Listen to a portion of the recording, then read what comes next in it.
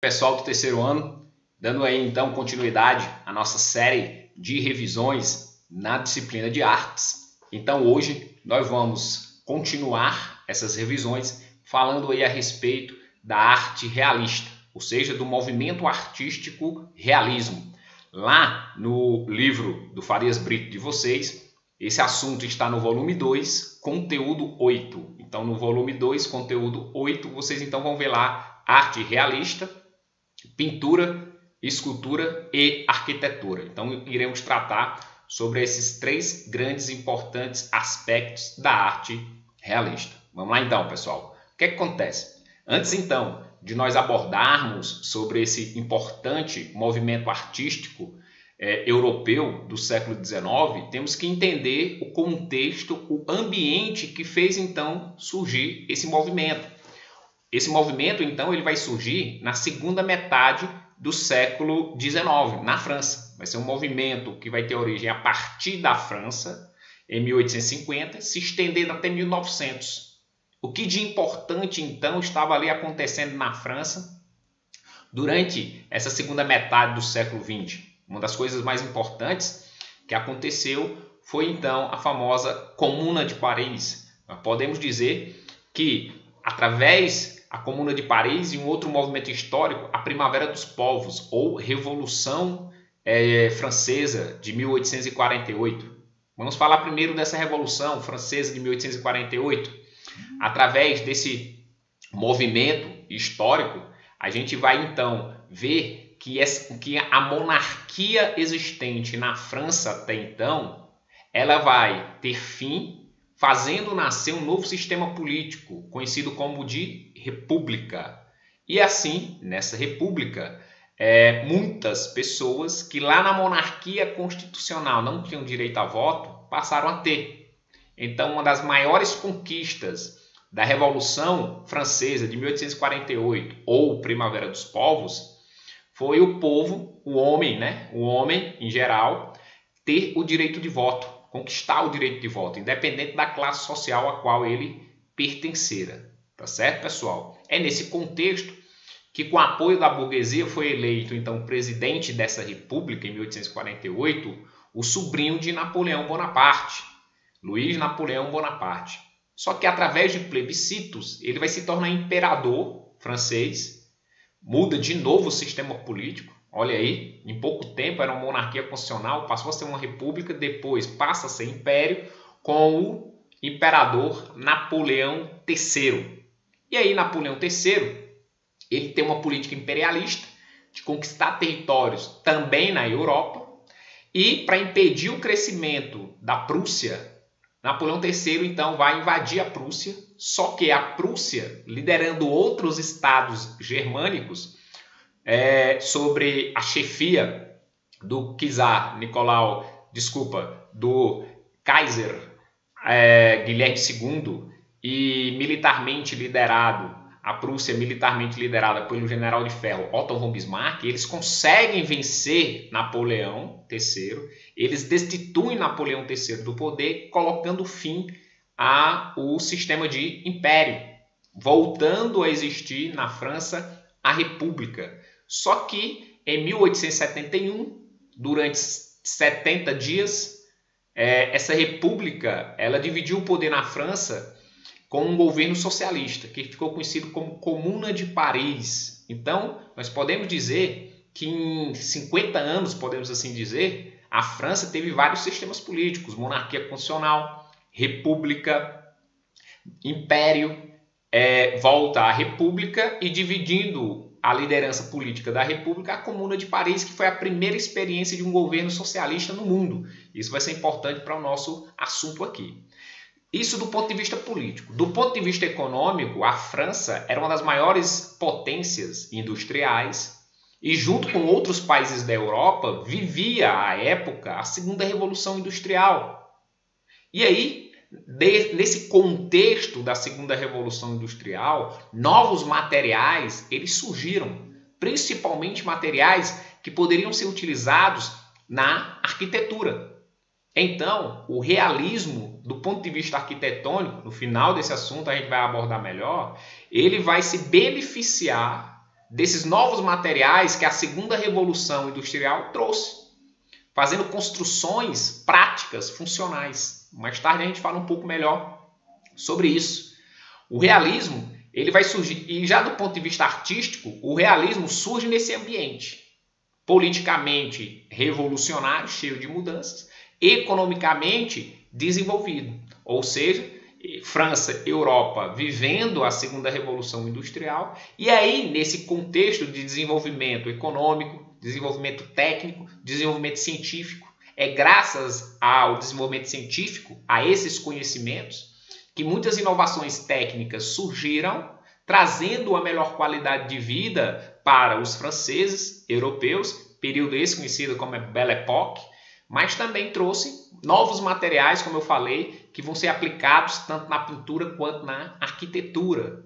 Então o realismo, esse movimento, ele vai viver arrodeado, cercado por esses fatos históricos, políticos, econômicos. Tá certo, pessoal? E aí, a gente pode dizer que o movimento realista, os artistas realistas, daqui a pouco a gente vai ver, conhecer os principais, eles vão principalmente combater, de 1850 a 1900, as ideias, os ideais dos seus antecessores, os artistas do romantismo.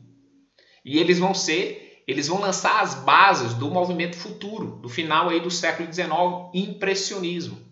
Então o realismo, esse movimento artístico, ele está entre o romantismo e após ele o impressionismo. O que é que principalmente os artistas realistas, quando sentados, conversando naqueles belos cafés parisienses, reunidos ali, eles criticavam os românticos. Eles criticavam principalmente o objetivo da arte. Para os românticos, a arte ela deveria ser uma expressão interior do artista. Deveria ser uma arte de natureza subjetiva, ou seja, o que eu vou ali, por exemplo, pintar, vai ser uma representação daquilo que eu imagino, não da minha observação da realidade. Mas eu represento na minha pintura romântica as coisas da forma como eu penso, imagino. Então vão ser obras bastante carregadas por emoções, por sentimentos, amor, ódio, paz. Então a gente pode dizer em resumo que os românticos prezavam por uma arte idealizada, ou seja, subjetiva, junto com explorando temáticas sentimentais, de amor, de ódio, de paz. Então era uma arte, podemos dizer assim, de uma temática mais fora do mundo concreto, literalmente. Já o realismo, como o próprio nome está dizendo, por isso esse movimento tem esse nome. Esses artistas eles vão principalmente propor a pintura, principalmente de temáticas, da mesma forma como eles viam na realidade. Ou seja, é uma expressão de um objeto, de um personagem, de uma paisagem realística, da forma como ela é da realidade. Então, para eles, tem esse importante aspecto, ciência. Por que ciência? Porque para os realistas produzirem essa realidade como ela é na pintura, eles vão precisar de um enorme conhecimento, principalmente na área de matemática.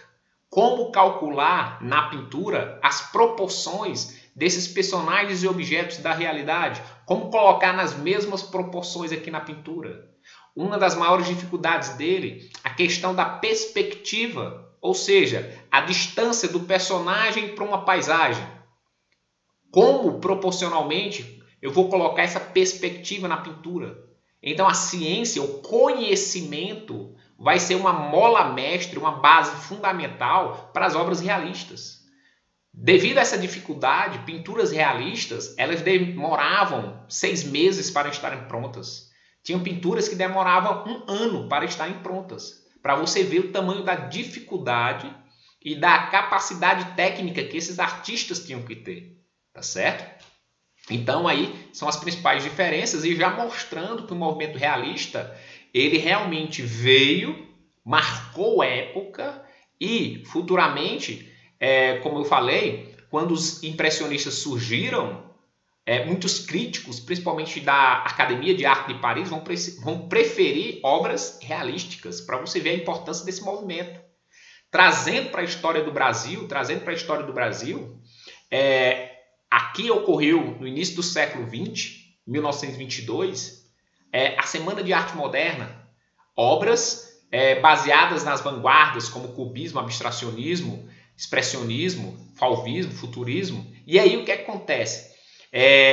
Muitos críticos eles vão negar esses valores da Semana de Arte Moderna, porque preferiam uma arte realista. Então, para vocês verem o tamanho da dimensão, da importância desse movimento, tá certo, pessoal?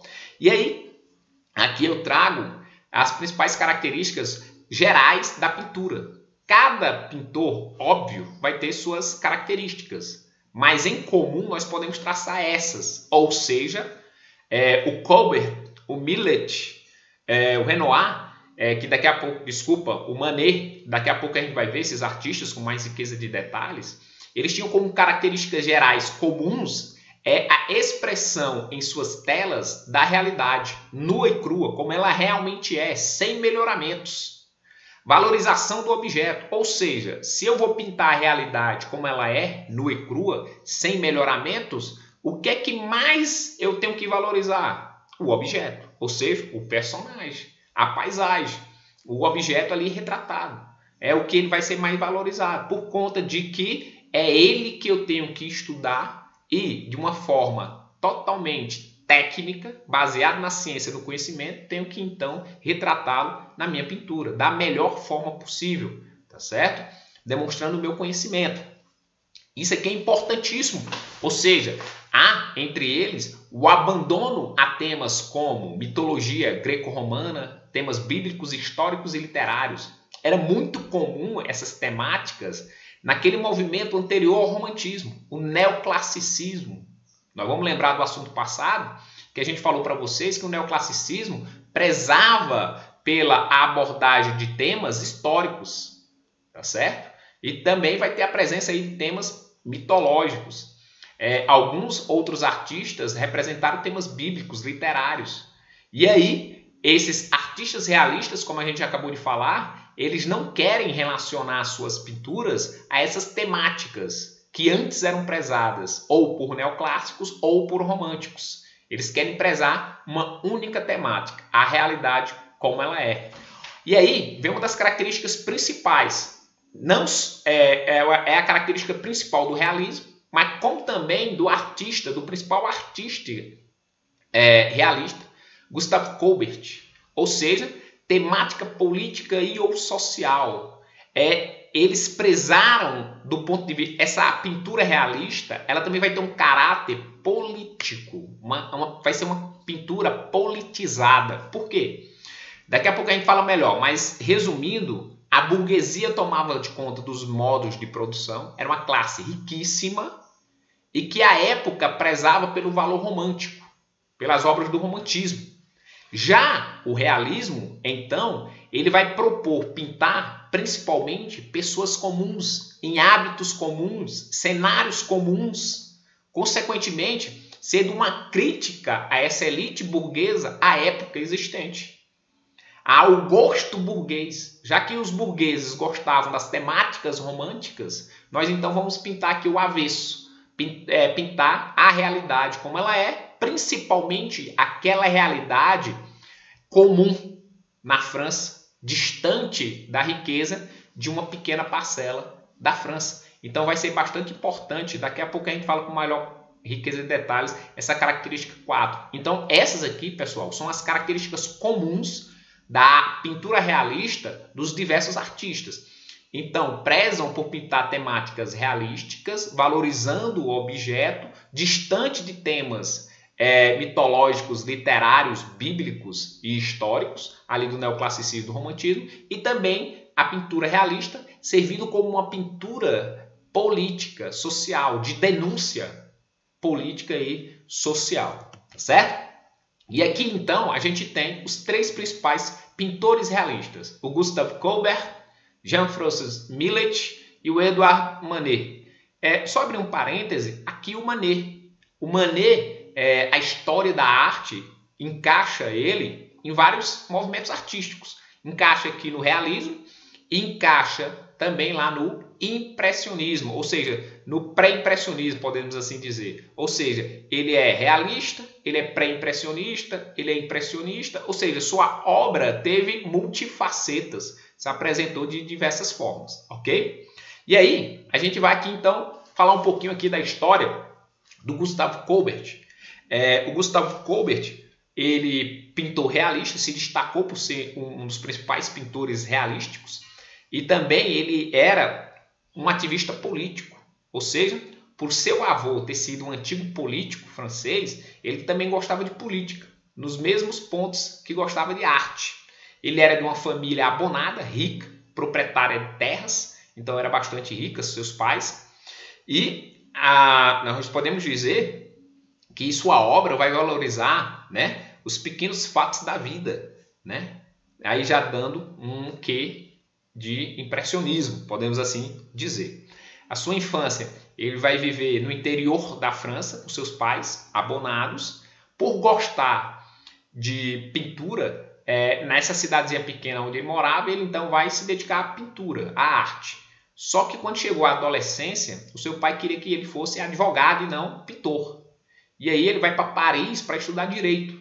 Só que lá em Paris, estudando direito, ele não se identifica. Óbvio, sua paixão maior era a arte. Então ele abandona o curso de direito para se dedicar à arte, abrindo até um ateliê. E aí seus pais ficaram contrariados, mas por um ano ainda bancaram ele sustentar esse ateliê. E aí nós podemos dizer que a sua obra, uma outra coisa bastante importante, pessoal, é que ele participou da Comuna de Paris. Ou seja, aquele governo de 70 dias socialista em Paris, ele participou. Ele era um dos comunados. E teve até um fato curioso, que ele mandou derrubar um tótem, uma coluna enorme de pedra em homenagem às conquistas de Napoleão, porque ele era contra esse autoritarismo, esse militarismo de Napoleão ou de qualquer outro. E aí, quando acaba a comuna, ele foi preso por 6 meses por mandar quebrar um monumento histórico. Teve essas curiosidades. Mas vindo para a arte, ele é o criador do realismo social. Como assim?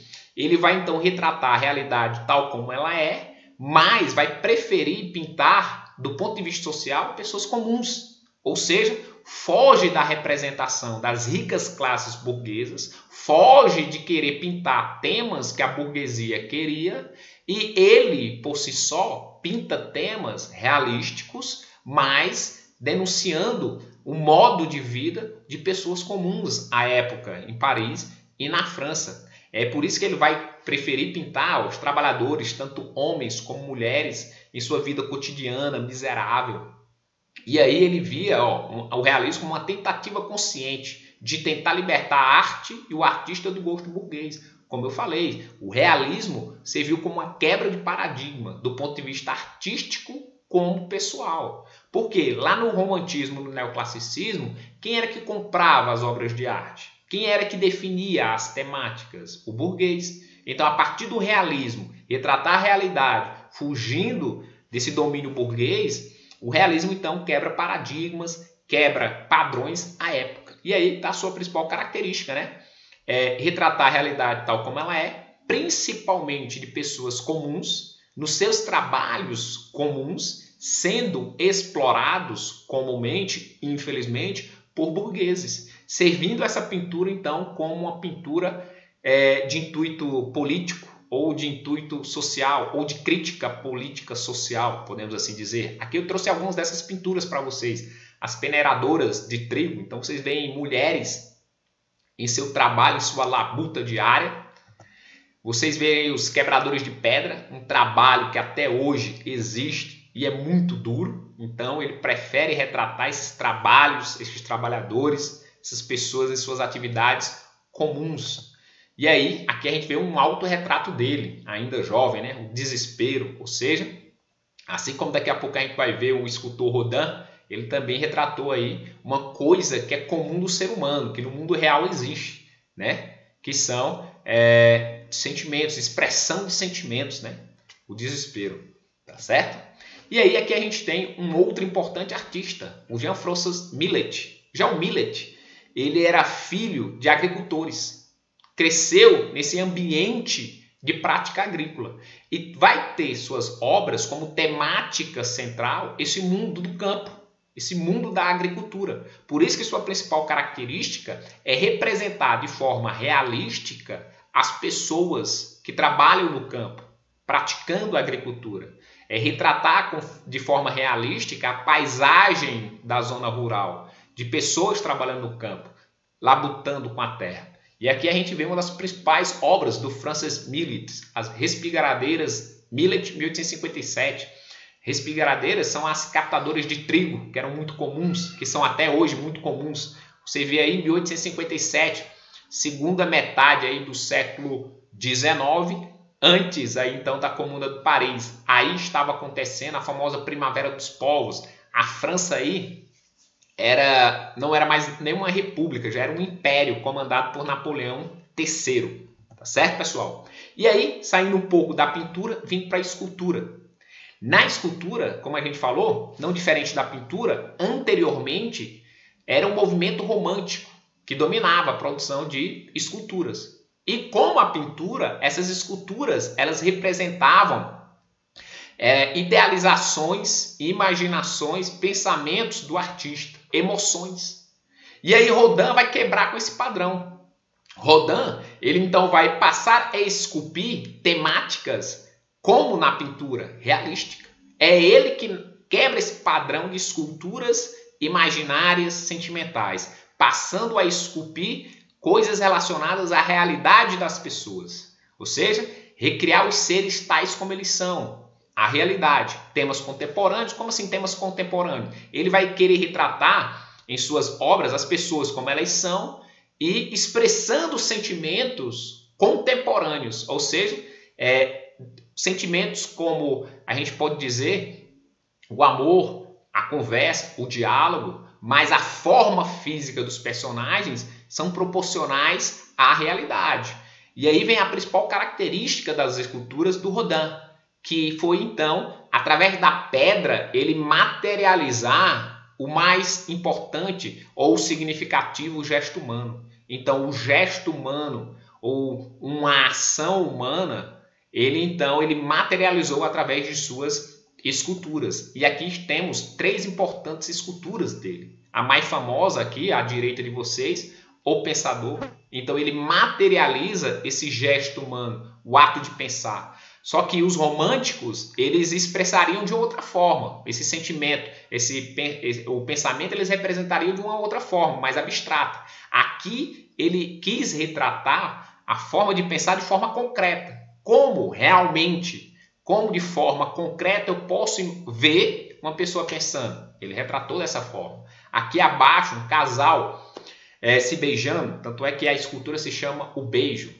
Aqui, está lá no Central Park, em Nova York, Estados Unidos, essa escultura aqui acima, os burgueses de Calais, aonde eles estão olhando um para o outro e conversando entre si. E o observador meio que se sente mal, né?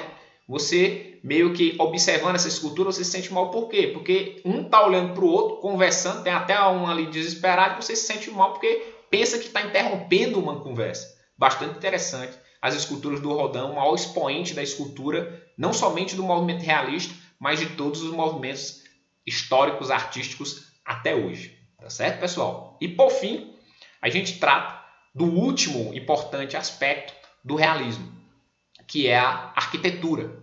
E aí a gente volta lá para o início do conteúdo, trazendo aquele conhecimento do início do conteúdo, ou seja, a arquitetura vai ser o principal movimento que vai se beneficiar do contexto histórico da Europa à época. Como eu falei, segunda metade do século XIX, os europeus eles estão vivendo a segunda revolução industrial. Ou seja, ricos empresários querendo ganhar muito mais dinheiro, eles então vão investir em ciência, em conhecimento, para que essa ciência, esse conhecimento, crie inovações tecnológicas, crie novas tecnologias. E essas novas tecnologias elas surgiram na segunda metade do século XIX, período esse conhecido como Segunda Revolução Industrial. Na parte arquitetônica, quais foram as principais inovações tecnológicas? surgiram materiais como o concreto armado, ou seja, você utilizar o ferro misturado com cimento e brita, pedra. Você então junta esses três elementos, surge então uma estrutura resistente para a construção. E surgiu também o ferro fundido, que é nada menos nada mais o ferro maleável, que você pode moldá-lo na forma que você quiser. Surgiu o aço, ou seja, você pega o ferro, o eleva a uma altíssima temperatura, consequentemente você injeta ar frio e voilá, esse choque térmico do ferro fundido com o ar frio, surgia o aço. Então estruturas metálicas vão surgir para a construção de obras. E aí, qual as principais construções? A arquitetura realista, ela vai, com esses novos materiais, buscar atender a demanda de pessoas. O número de pessoas na Europa cresceu. Muitas pessoas precisavam deslocar para os seus trabalhos, para as suas indústrias. E aí, o importante é que, então, na arquitetura realista, então se construíram obras funcionais para atender a grande demanda. Vão ser construídas estações de metrô, de trem, vão ser construídos, fábricas, bibliotecas, hospitais, ou seja, construções de uso comum para atender muitas pessoas. Sendo que uma das principais, aqui a gente pode, nesse contexto, mostrar algumas, o Palácio de Cristal, projetado pelo arquiteto realista Joseph Paxson em 1850, fica em Londres. Esse Palácio de Cristal, não é a casa de nenhum rei, não. Esse Palácio de Cristal, ele era uma estação de trem. Uma estação de trem em Londres. Olha a riqueza, olha a beleza dessa estação de trem de Londres, Você entrava e aí você via principalmente as estruturas metálicas de aço e o vidro presentes nessa obra, tá certo? Então aí você demonstra materiais provenientes da segunda revolução industrial presentes aí, e a construção é para atender a demanda de grande quantidade de pessoas que existia à época. E aí uma das principais construções realistas é a Torre Eiffel, ou seja, você colocar no Google construções realistas, vem em primeiro tom ela, a Torre Eiffel, projetada por Gustave Eiffel, por Gustavo Eiffel. A Torre Eiffel, tá aí ele aí à direita, como vocês podem observar, foi ele então que projetou. A Torre Eiffel, ela foi projetada por ele para ser a entrada de uma exposição arquitetônica em 1889 em Paris. Iria ter essa exposição arquitetônica em 1889 para comemorar o centenário da Revolução Francesa, iniciada lá em 14 de julho de 1789. Então, para comemorar o centenário da Revolução Francesa, em 1889, o governo, então, promoveu uma exposição arquitetônica em Paris, no Campo de Marte, no imenso espaço aberto, cheio de gramado, um espaço enorme aberto. E aí essa exposição arquitetônica ocorreria lá, no Campo de Marte. E aí, como entrada para essa exposição, o Gustave Eiffel projetou a Torre Eiffel. Como vocês depois podem verificar, na sua parte de baixo tem um enorme arco, que era por ali onde as pessoas passariam entrando para, então, a exposição arquitetônica, em comemoração ao centenário da Revolução Francesa. Ela levou em torno de 3 a 4 anos para ser construída, 300 metros de altura, altíssima. E por incrível que pareça, era um projeto avançado, moderno para a época, e infelizmente só teve uma morte. Quer dizer, felizmente, a gente pode pensar dos dois lados, mas para uma obra dessa magnitude, apenas uma morte, graças a Deus, que para a época foi até razoável, tá certo? Então, pessoal, aqui a gente então encerra aí o nosso assunto, a nossa aula 3 falando sobre arte realista, tá certo? Então, desejo para vocês bons estudos e até a nossa próxima videoaula. Abraço, pessoal!